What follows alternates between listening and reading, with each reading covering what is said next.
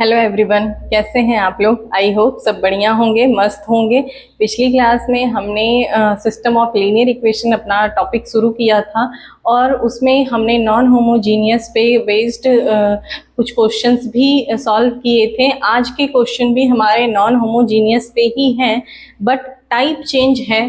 पिछली क्लास में आपने कुछ अलग टाइप किया था और आज की क्लास में हम कुछ अलग टाइप करने वाले हैं।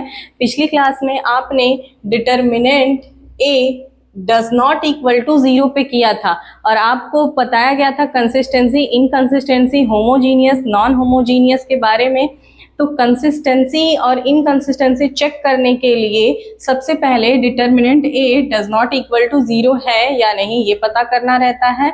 और इसी के साथ हम यूनिक सॉल्यूशन है कि इनफाइनाइट मिनी सॉल्यूशन है, हमारा सॉल्यूशन कैसा मिल रहा है वो सब भी निकालने के लिए हमने ये सारे टॉपिक पिछली क्लास में कर लिया है। हम उसमें पढ़े थे क्राइटेरिया ऑफ कंसिस्टेंसी, तो उस जो क्राइटेरिया हमने आपको सिखाया था उसी पे बेस्ड सबसे पहला आपका था डिटर्मिनेंट ए अगर डज नॉट इक्वल टू 0 है तो आपका सिस्टम कैसा होता है, कंसिस्टेंट होता है और यूनिक सॉल्यूशन देता है। और अगर आज के टॉपिक में हम पढ़ने वाले हैं कि डिटर्मिनेंट ए इक्वल टू 0 आ गया तो क्या क्या केसेस बनने वाले हैं। क्राइटेरिया में आपने 2 केसेस देखे थे और उसी पे बेस्ड आज हम क्वेश्चन लगाएंगे और क्वेश्चन सॉल्व कैसे होगा वो सारी चीजें आज की क्लास में हम सीखने वाले हैं। चलिए देखते हैं आपका सबसे पहला क्वेश्चन क्या है।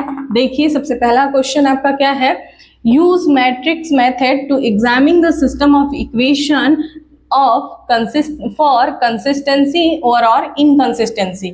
हमें इस जो इक्वेशन गिवन है इसमें चेक करना है कंसिस्टेंसी और इनकंसिस्टेंसी चेक करना है। तो आपके पास इक्वेशन क्या है, 4x minus 2y equal to 3, 6x minus 3y equal to 5। हमारे पास ये इक्वेशन गिवन है। सबसे पहला काम क्या है, सबसे पहला काम है इसको मैट्रिक्स मेथड में लिखना।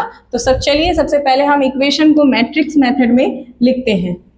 चलिए देखिए सॉल्यूशन शुरू करते हैं। सॉल्यूशन में लिखेंगे इसको मैट्रिक्स मेथड में। तो अगर इसको मैट्रिक्स मेथड में लिखना है तो कैसे लिखेंगे, 4 माइनस 2 6 माइनस 3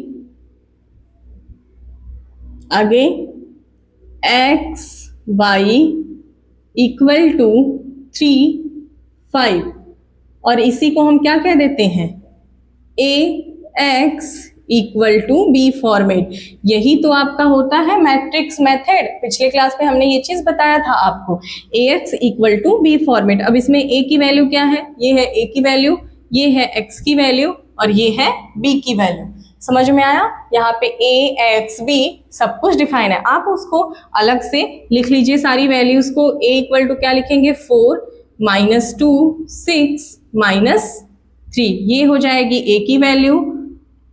x की वैल्यू क्या हो जाएगी, x y और b की वैल्यू क्या हो जाएगी वो भी यहाँ लिख लीजिए, b equal to 3 5।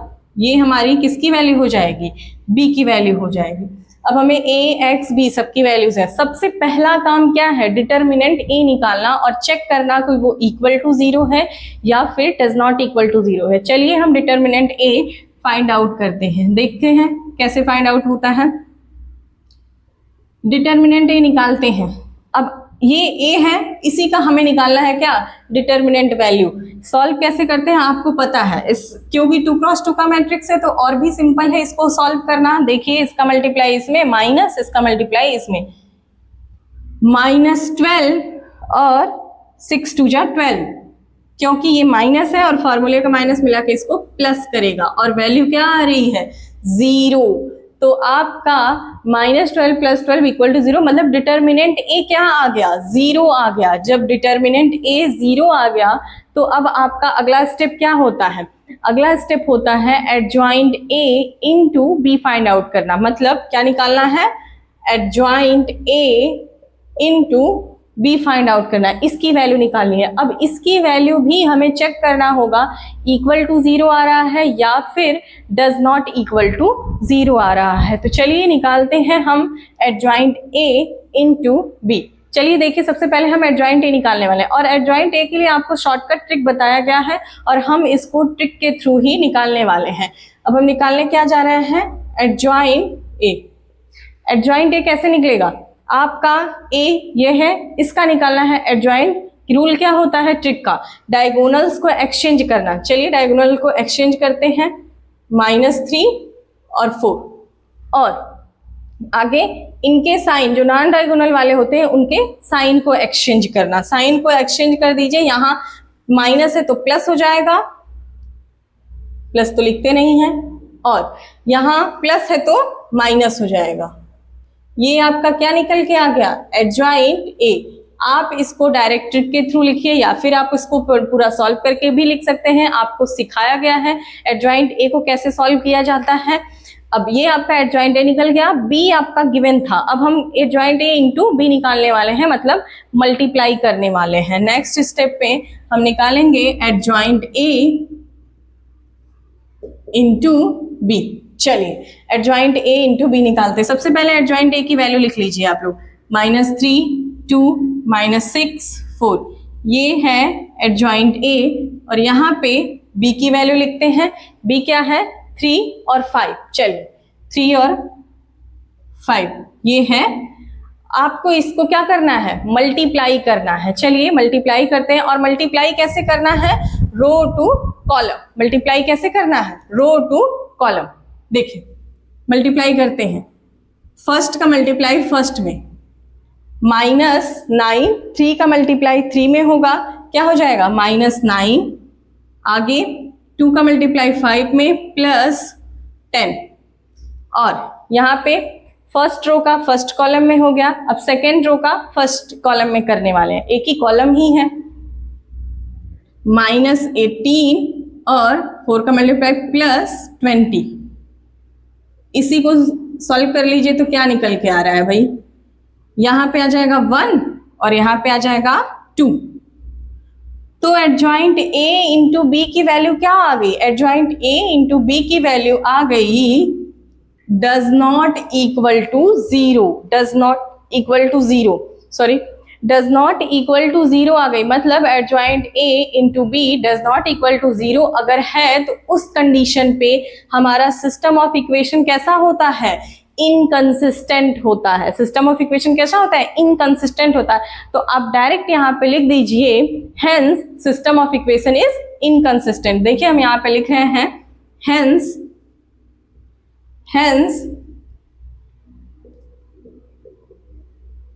system of equation is inconsistent।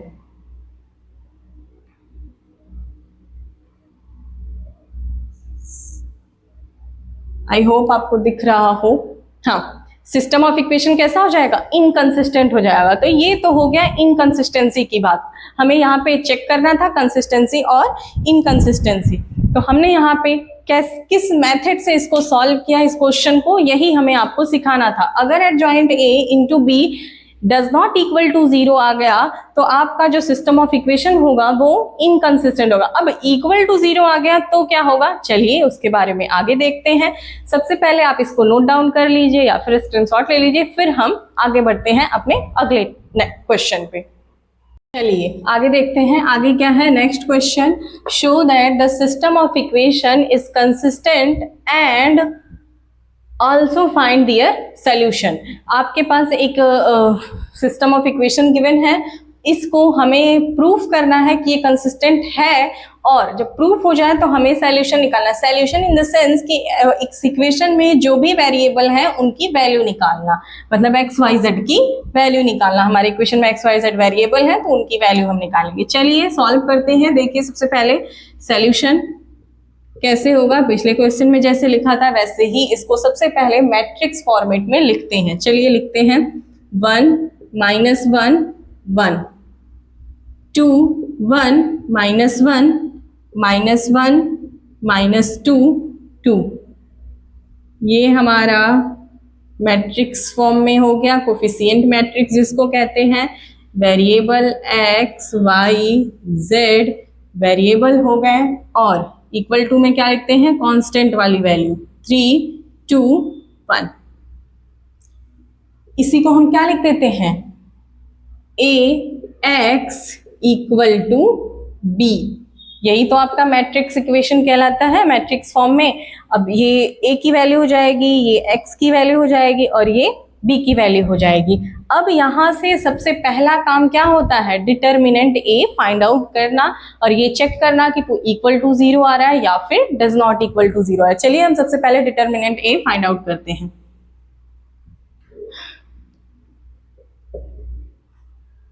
देखिए डिटर्मिनेंट a निकालने के लिए आपको पता है कि कैसे निकाला जाता है।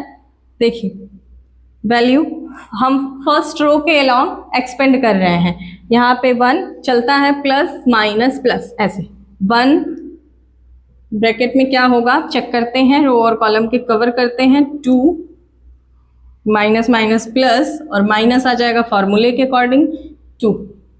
यहाँ तो 0 आता दिख रहा है, यहाँ होता है माइनस, यहाँ पे है प्लस, तो मिला के क्या सॉरी माइनस है, दोनों माइनस मिलके यहाँ पे +1 हो जाएगा और अंदर क्या आएगा ये देखते हैं। इसके सामने का रो और कॉलम कवर करते हैं, 2 का मल्टीप्लाई 2 में 4 हो जाएगा और 1 का मल्टीप्लाई -1 का मल्टीप्लाई -1 में, तो वो प्लस करेगा और फॉर्मूले का माइनस माइनस हो जाएगा। आगे 1 + 1 और देखते हैं रो और कॉलम को कवर करते हैं, 2 का मल्टीप्लाई 2 में तो माइनस है तो -4 हो जाएगा और यहाँ पे माइनस है और ये 1 1 मिला के माइनस माइनस प्लस ये होगा। तो आपके डिटर्मिनेंट ए की वैल्यू क्या आती हुई दिखाई दे रही है भाई, आप लोग हमें बताइए। यहाँ तो 0 आ रहा है, यहाँ आएगा 3 और यहाँ आएगा -3, मतलब डिटर्मिनेंट ए क्या आ गया 0 आ गया। और जैसे ही 0 आता है आपका अगला स्टेप क्या होता है, adjoint A into B find out करना। Adjoint A into B find out करेंगे तो अब एडजॉइंट ए कैसे निकाला जाएगा ये आपको कई दफा क्वेश्चन में सिखाया जा चुका है पिछले लेक्चर में। तो यहाँ पे हम एडजॉइंट ए डायरेक्ट रखने वाले हैं, एडजॉइंट ए की वैल्यू, और फिर एडजॉइंट ए का मल्टीप्लाई बी में करके हम आपको दिखाएंगे। तो हम यहाँ पे सबसे पहले एडजॉइंट ए की डायरेक्ट वैल्यू रखने वाले है और एडजॉइंट ए की वैल्यू जो आएगी वो 0 0 0 -3 3 3 -3 3 3, ये हमारी एडजॉइंट ए की वैल्यू आई हुई है। अब ये काम आप लोगों का है एडजॉइंट ए निकालना, और अगर नहीं आता है तो प्रीवियस लेक्चर देख के निकालिए, लेकिन ये काम आप लोग खुद करिए, जितनी प्रैक्टिस करेंगे उतना आपको ये चीज अच्छे से आ जाएगा। ये हमारा है एडजॉइंट ए जो कि हमने डायरेक्ट यहाँ पे वैल्यू रखा हुआ है और ये कैसे निकलता है ये आपको सिखाया गया है। तो आप निकाल के फिर यहाँ पे वैल्यू रखिएगा, आप डायरेक्ट मत रख दीजिएगा, ये ध्यान रहे। एडजॉइंट ए ये है और अब हमें क्या करना है, एडजॉइंट ए इंटू बी निकालना है। चलिए हम निकालते हैं एडजॉइंट ए इंटू बी। देख सबसे पहले इसको आप लोग एक बार देखिए। अब हम निकालते हैं adjoint A into B, adjoint A into B.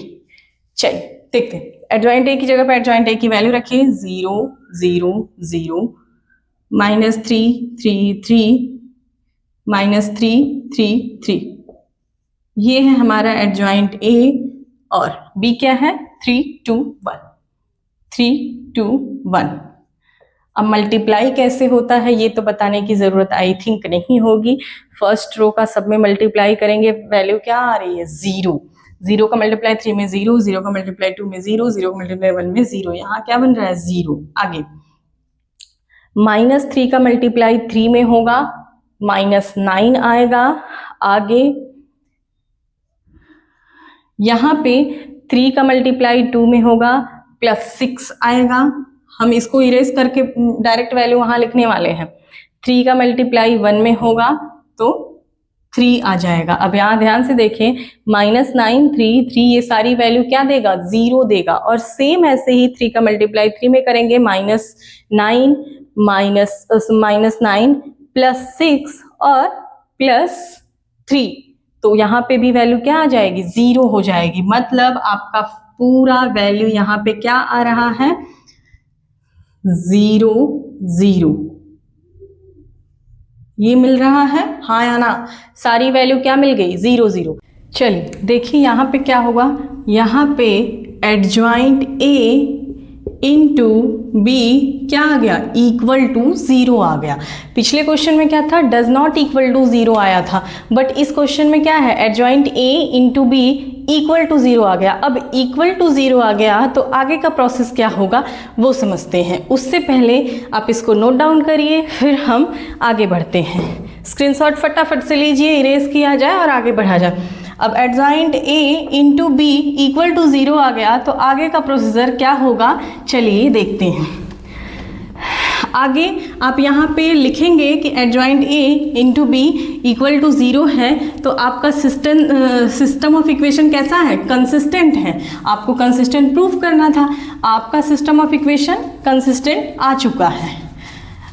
आप यहाँ पे वो चीज़ लिखेंगे कि system of equation is consistent. चलिए अब वही चीज़ लिखेंगे और आपको इस क्वेश्चन में आगे सॉल्यूशन भी फाइंड आउट करने को बोला है, तो अब हम निकालेंगे सॉल्यूशन। चलिए देखते हैं। यहाँ पे लिखेंगे then ax equal to B.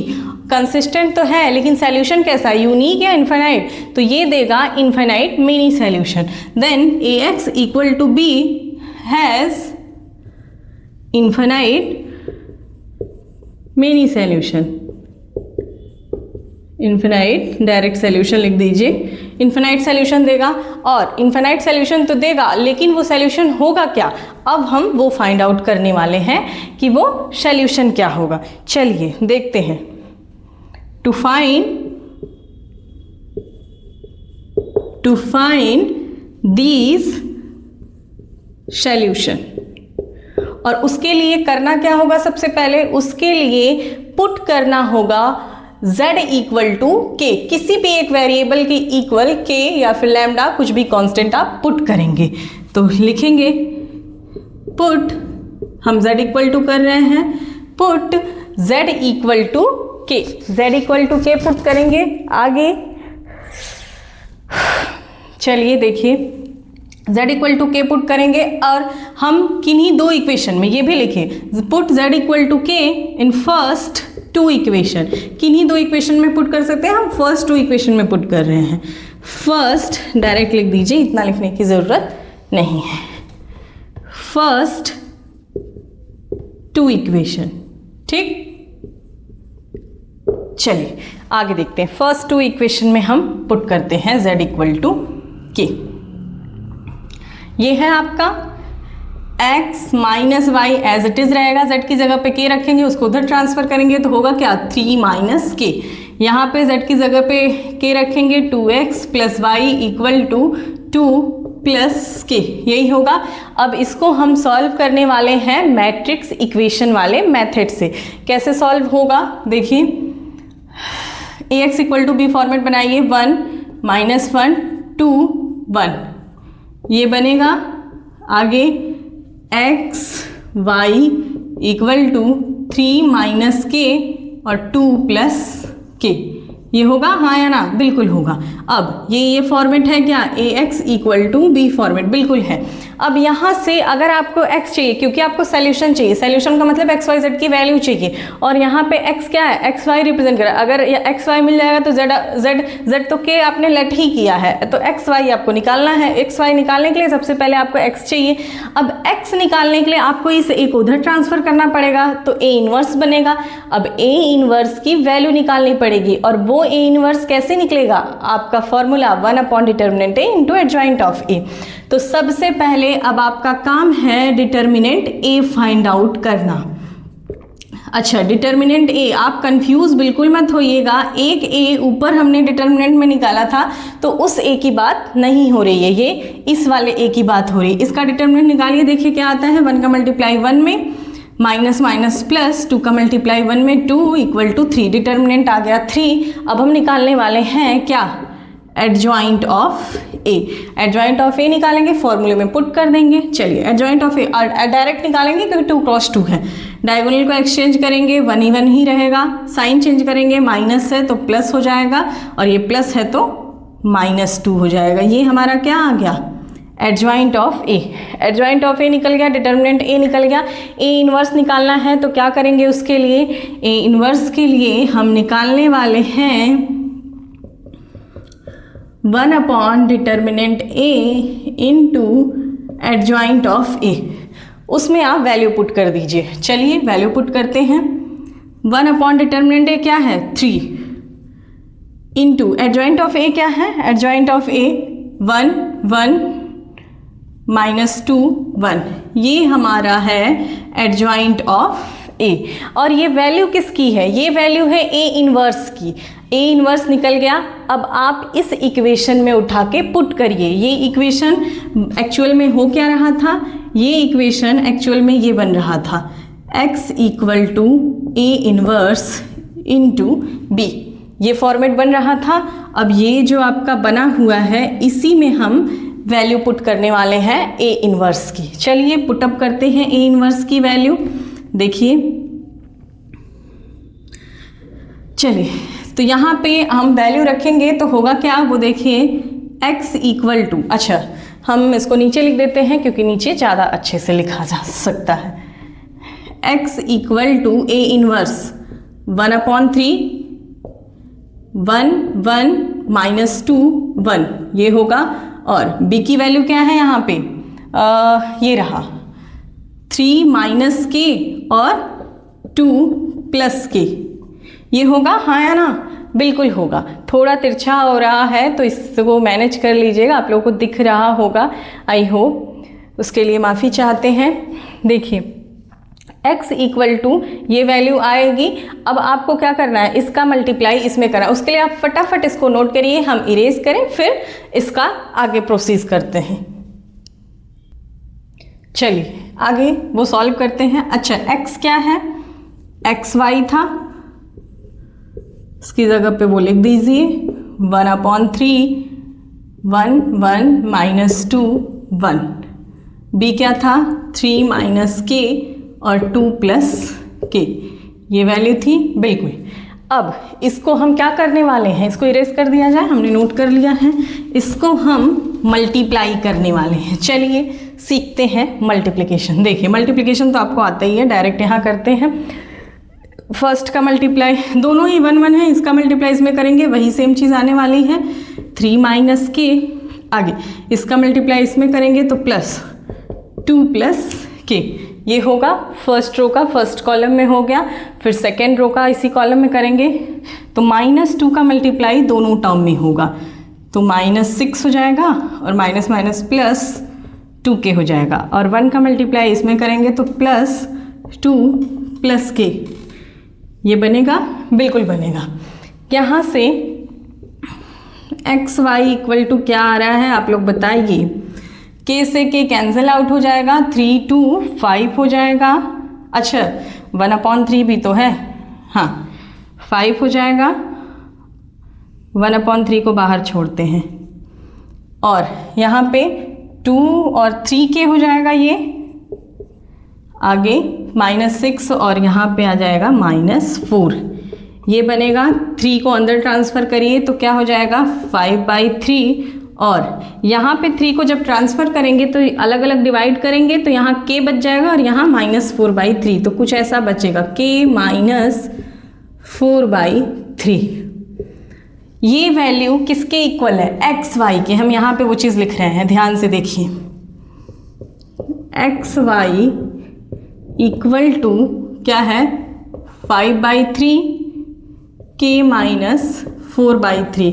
आप कंपेयर करके x और y की वैल्यू निकाल लीजिए तो x इक्वल टू क्या आ जाएगा 5/3 एंड y इक्वल टू क्या आ जाएगा k -4/3। और z क्या था, z इक्वल टू k, जो आप ऑलरेडी लेट करके चल रहे थे। तो आपका x y z निकल चुका है। अब आप ये हमसे पूछेंगे कि मैम थर्ड इक्वेशन का क्या करें, तो करना क्या है, ये जो वैल्यूज़ आई हैं इनको जब आप थर्ड इक्वेशन में रखेंगे तो वो थर्ड इक्वेशन आपका सेटिस्फाइड कर जाएगा। क्या हो जाएगा, सेटिस्फाइड कर जाएगा। थर्ड इक्वेशन आपका सेटिस्फाइड कर जाएगा। समझ में आया तो फटाफट से इसको नोट डाउन करिए। चलिए देखते हैं, आप यहाँ पे लिख दीजिएगा these values of x, y and z satisfy